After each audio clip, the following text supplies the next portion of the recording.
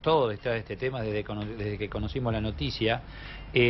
Marcela Diodati, psicóloga perito forense. Bienvenida, Marcela, bienvenida. Gracias, y el doctor gracias. Claudio Santamaría, es nuestro médico de cabecera aquí en el programa. Marcela, ¿cómo entender en primera instancia que una madre mate a su hijo? La primera pregunta que nos hacemos todos, ¿no? Sí, bueno, por más motivos que tenga. Es que no, en realidad no, desde la lógica humana no hay motivos, pero desde siempre, desde la antigüedad, el infanticidio, el filicidio, son uno de los delitos más aberrantes, pero más también cometidos y de forma de muerte de muchos niños. En el último tiempo se habló de diferentes casos y se conocieron en nuestro país distintos casos, pero en verdad es un fenómeno, por decir de alguna manera, una situación estudiada en la psicología desde hace muchísimo tiempo. Ustedes se acuerdan, en los años 70, que yo en esa época empecé la facultad, estaba un psicoanalista, Raskowski, que tiene muchos trabajos en torno al tema del filicidio. Y en verdad antropólogos, psicólogos, psiquiatras, médicos han estudiado, y sobre todo lo que es la medicina y la psicología legal, por el tema de cómo, después cómo juzgar a las personas también que lo cometen, ¿verdad? Porque uno se hace esta pregunta, digo, y sin justificar el asesinato, obviamente. ¿Qué ha pasado por la cabeza de esa mujer, o qué ha pasado en relación a su pareja para reaccionar de esta manera? Sí. ¿Qué vivió esa mujer? ¿Qué infierno vivió hasta llegar a esto? Está bueno que vos digas esto, porque en realidad lo del infierno, digo, porque también sin justificarla, pero tratando de comprender que es la misión de los psicólogos y sobre todo de los psicólogos que hacemos forense, en verdad recién veía que se va a indagar y investigar un poco al papá del chico. Y está muy bien, porque la violencia siempre se construye. ¿Qué quiere decir? Que no es una sola persona la que llega a esta situación tan terrible, sino que está muy bien que se empiece a hablar de qué pasaba con el otro miembro adulto de esa familia. ¿Hay casos que de víctima pasan a victimarios? No comprendo la pregunta. Soy víctima y exploté y termino yo siendo el victimario. Sí, claro. El tema de víctima-victimario, lo que es violencia familiar, a fines, digamos, de lo que es juzgar después a una persona, te doy un ejemplo. Sí. Si un hombre golpea, mata a su mujer, debe ser, obviamente, o al revés, deben ser juzgados por el delito que cometieron. Lo que sucede es que cuando uno, como por ejemplo, ya sea como terapeuta o después si hace las pericias como forense, investiga, siempre se ve que es muy raro que un caso sea solo ira, digamos que la causalidad en la psicología, la monocausalidad no existe, las situaciones son circulares. 16 años convivieron esta pareja. Claro, o sea que fueron construyendo toda una situación, claro, que no puede haber explotado, salvo que hablemos, no sé, que no parece el caso, de cuestiones que tienen más que ver con lo médico, no sé, algún problema que sea netamente de orden de, no sé, un tumor, una cuestión así que explote un día y que determine una conducta violenta. No es el caso.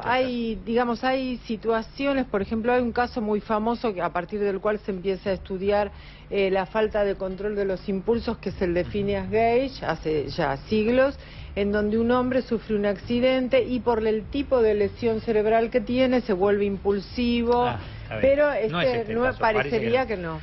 Claudio, aparentemente el chiquito intentó defenderse y la mamá tiene como marcas en el cuello, ¿no? Sí, mira, Eduardo, yo pensaba cuando ayer hablábamos con la producción, cómo armarlo de hoy, me gustaría hacer una introducción porque este tema nos conmueve y la verdad que nos hace bastante daño. Y pensé darle como un entorno para poder entender. Hice esta imagen, yo digo, todos tenemos una realidad y a veces entender la realidad que se mueve y que es cambiante, abordarla es muy difícil. Cuando uno quiere abordar una realidad, digo, puede ser aún más compleja, digo, pongo como si fuera un óvalo, ¿no? Un huevo. Digo, ¿cómo puedo hacer como médico para comprender qué pasó? Tomo una foto de la realidad y veo solo algunas caras. Solo algunas caras. ¿Qué puedo hacer para comprender? ¿Sí? Esto es el yin y el yang, porque la verdad que es complejo y ven que la deformidad, digo, ¿cómo puedo hacer? Yo voy a tomar 4 caras para poder entender esto, Eduardo.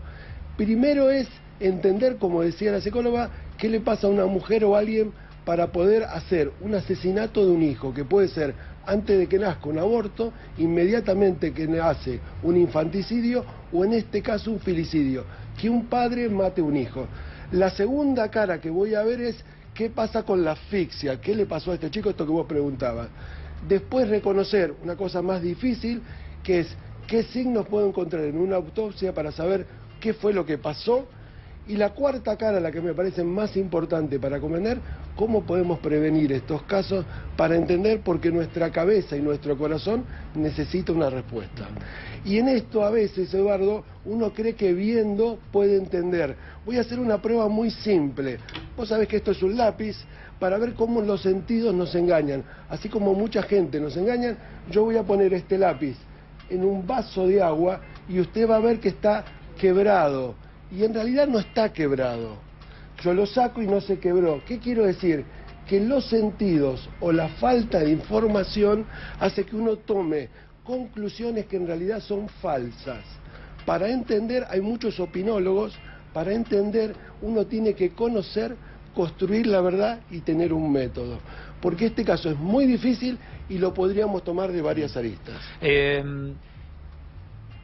Todo lo preparó. Porque a la mucama le dijo anda a dormir, a la otra nena le dijo a dormir, se encerró en el baño con la criatura, según nos contó el fiscal, y en el jacuzzi termina con su vida. Termina esta historia y escribe en el cuarto matrimonial sobre las camisas del marido, sobre la pared del cuarto matrimonial, y no sé si tenemos allí las imágenes, pero para ver cómo en forma contundente pone mentiroso, sí, psicópata, yo no estoy de acuerdo ambicioso, con que lo haya preparado. Ajá. Es un homicidio, digamos, bastante desprolijo, que mande... yo creo que el fiscal es su deber, él está cumpliendo con su deber, pero ha mostrado un poquito de ensañamiento que no le hace bien a la sociedad. Además, sí, no le hace bien a la sociedad que nosotros transmitamos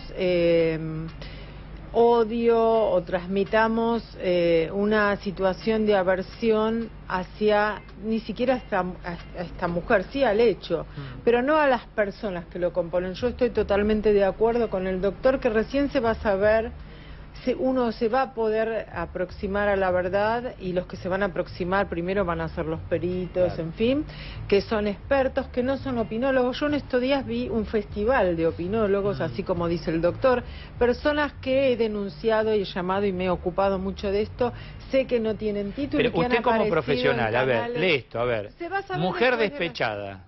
Y dicen que, según dicen los peritos, esto contó el fiscal, fue después de haber matado al nene. ¿El despecho? El escrito, cuando escribe. Sí. Acá está, psicópata, manipulador, mentiroso, miserable, ambicioso. Estas son las camisas, sobre las camisas del marido. Sí, pero esto de lo que habla es de una desorganización y de un nivel de furia, lo que digamos... Digo, para que interpretes vos, de tu lugar de profesional. A mí me parece que es un acto que está lleno de violencia y de descontrol. Que está lleno de descontrol, no de control ni de planeamiento. Yo escuchaba en estos días mucho hablar de que está lúcida. Primero habría que definir bien qué es lucidez, y segundo hay que conocer, digamos, por eso, bien cómo fueron los hechos. Esto se va a conocer recién cuando la autopsia esté terminada. Cuando ella le dice al periodista, ¿por qué hizo lo que hizo? Para cagar al padre. Eso que lo dice porque ya habían pasado... un día, 2 días. Sí, pero es una respuesta que no tiene por qué ser coherente. Ajá. Yo creo que en estos casos se ven situaciones de estados confusionales, y que en este momento se esté diciendo que ella está lúcida no quiere decir que en el momento en que cometió el acto, que es aberrante, yo lo vuelvo a decir, hubiera tenido lucidez. Hay situaciones que son de locura, por decirlo en un lenguaje que la gente entienda, transitoria, pero después cuando se juzgan los hechos, esto puede perfectamente a veces aplicarse el artículo 34 del Código Penal para darle un atenuante o la inimputabilidad, ¿verdad? Tanto vos, Marcela, o Claudio. A dormir, cierro la puerta, tengo una criatura que es mi hijo, y me imagino los ojitos de esa criatura cuando lo está matando. Digo, ¿qué es eso? ¿Qué pasa por esa cabeza en ese momento?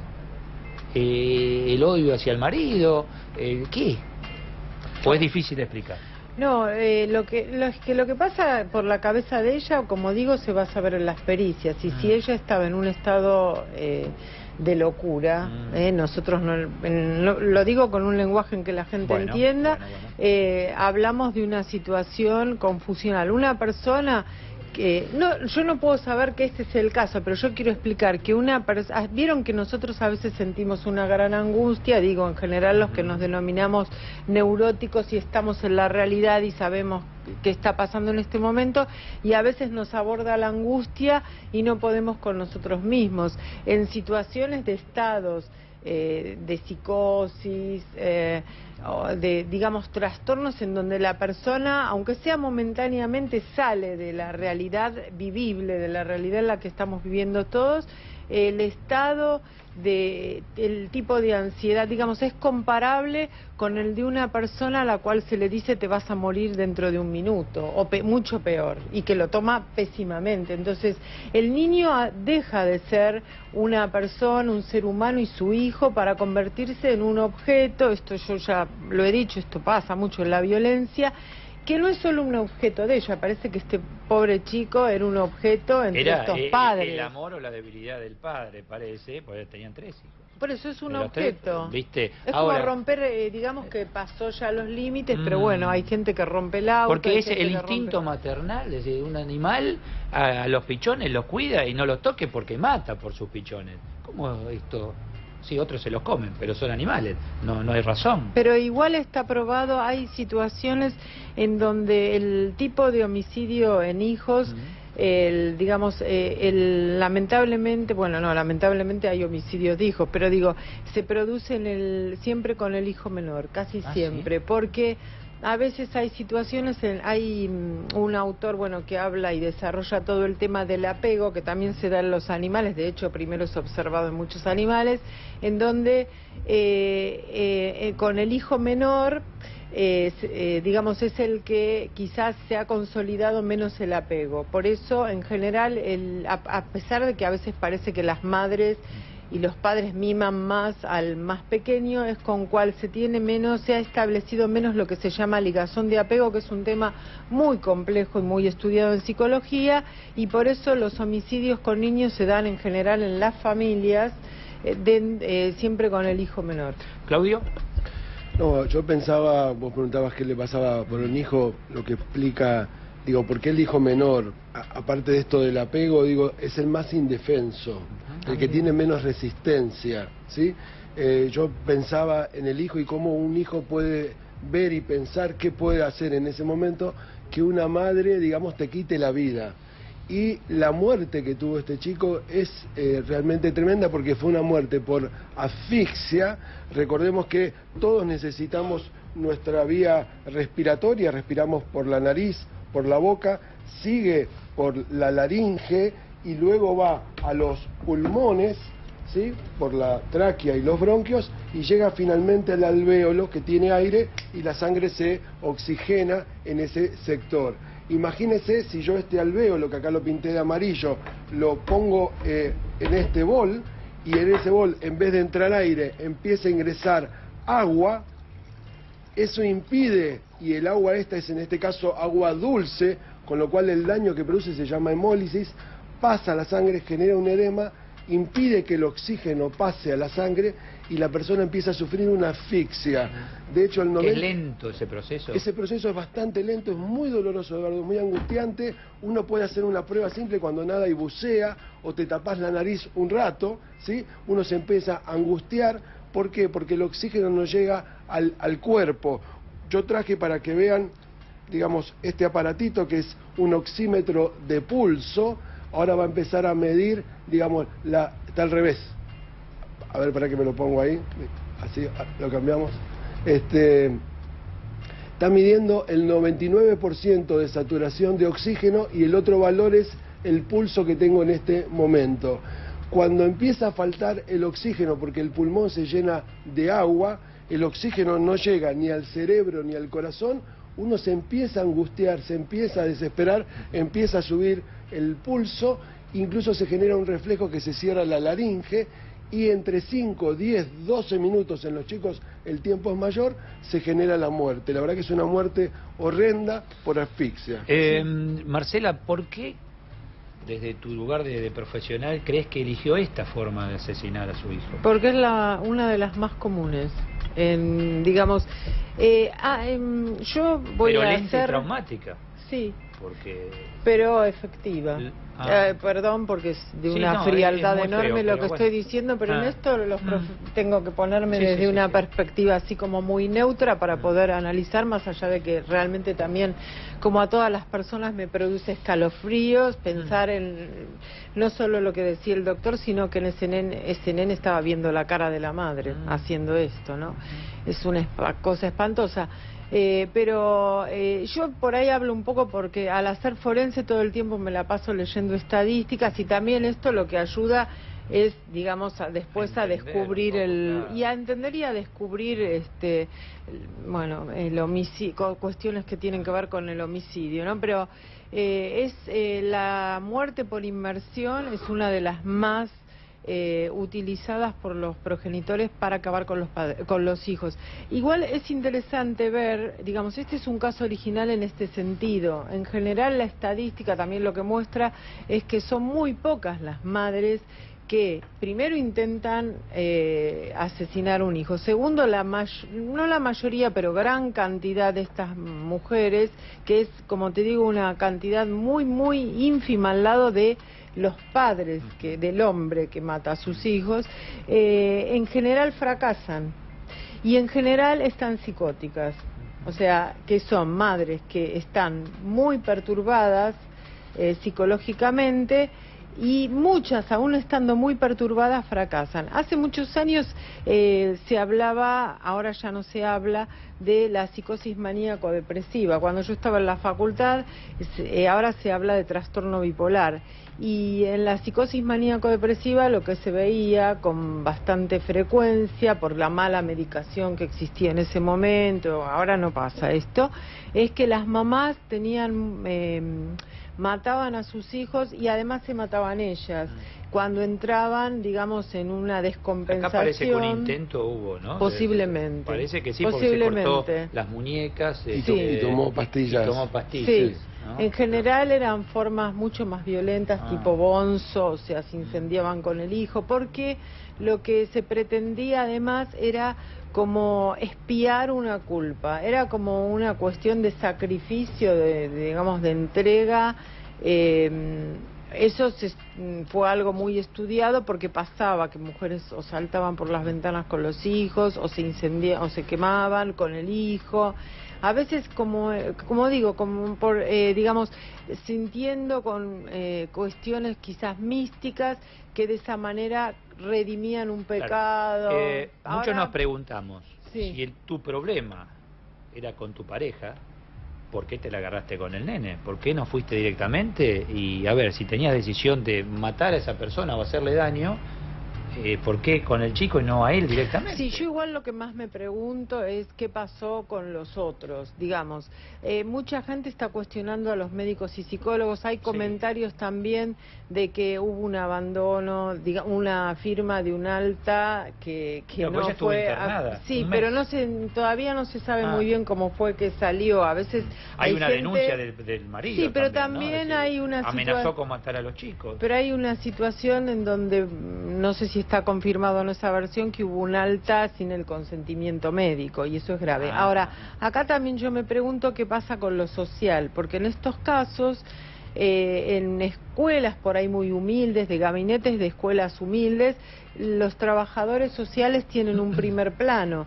Entonces acá yo lo que me pregunto es qué pasó con el tema de los trabajadores, no estoy hablando mal de los trabajadores sociales, sino de por qué desde la escuela, desde los lugares desde donde se atendieron estas personas, no se envió, no se hizo aparte un informe ambiental. Bueno, fíjate que uno de los hijos, ¿verdad? una de las nenas vive con el papá, porque parece que con la mamá no se llevaban bien, y la otra parece que fue y volvió a la casa de la madre.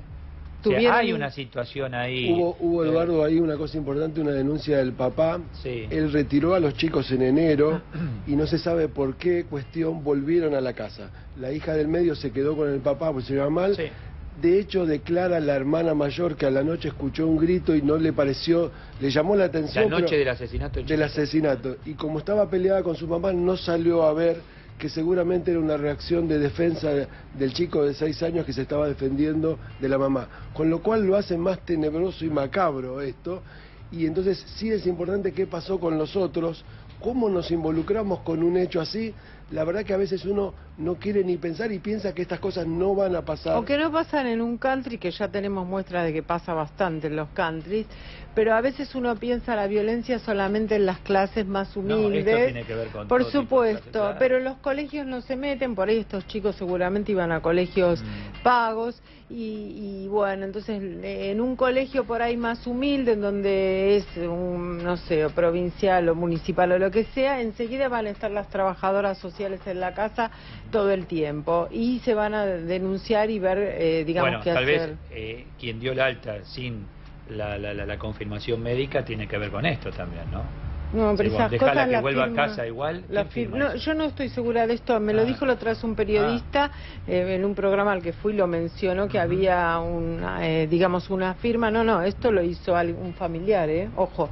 Ahora, porque a ver, el familiar puede decir, perdón, viene a casa igual, pero el médico dice no, bueno. Entonces se firma contra la opinión médica y es un hecho grave. Esto igual, por eso, no sabemos, lo dijo un periodista en otro programa en el que fui. El tema del no reconocer, digamos, que en una casa nadie se alarme cuando hay gritos o se escuchan ruidos o se está rompiendo todo, es porque está normalizada la violencia. ¿Qué quiere decir?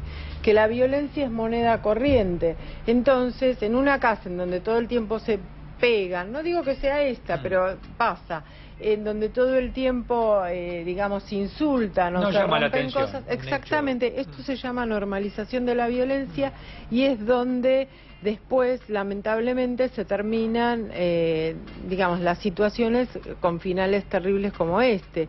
Porque, bueno, esto es normal, pasa siempre, pasa todos los días, pero no pasa de esto, y un día pasa. Y acá hubo una gran escalada de un nivel sumamente patológico entre el padre y la madre. Y pues parece que, a ver, 16 años se conocen, ¿no? En 16 años te conoces, pero parece que últimamente la cosa se complicó, hasta que este hombre dijo, basta, me voy de casa, se fue con otra mujer, y ahí parece que, porque habla o dejó bien manifiesto en los escritos a la mujer, a la nueva pareja de su ex marido, ¿no? Por eso a mí me parece, Eduardo, importante... Despecho, no sé cómo llamarlo, muy fuerte.